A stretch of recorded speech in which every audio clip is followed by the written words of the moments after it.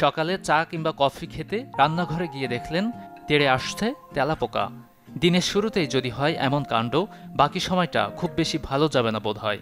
তবে তেলাপোকা যে শুধু বিরক্তিকর তাই নয়, বরং এটি ছড়ায় রোগ জীবাণুও। রান্নাঘর তেলাপোকা মুক্ত রাখতে আছে সহজ কিছু সমাধান।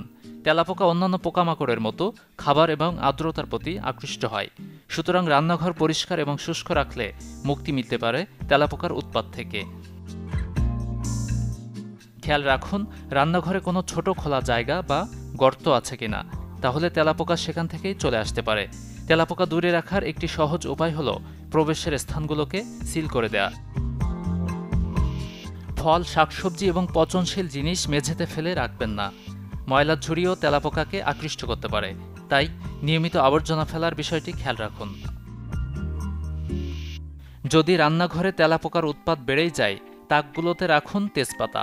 যেহেতু তেজপাতার একটি শক্তিশালী ঘ্রাণ রয়েছে, এটি তেলাপোকাকে দূরে রাখতে সহায়তা করে। বেকিং সোডা এবং সমপরিমাণ চিনি মিশিয়েও তেলাপোকার আনাগোনার স্থানে ছিটিয়ে দিন। এটি খাওয়ার সঙ্গে সঙ্গে মারা যাবে তেলাপোকা। Desk report, channel 24।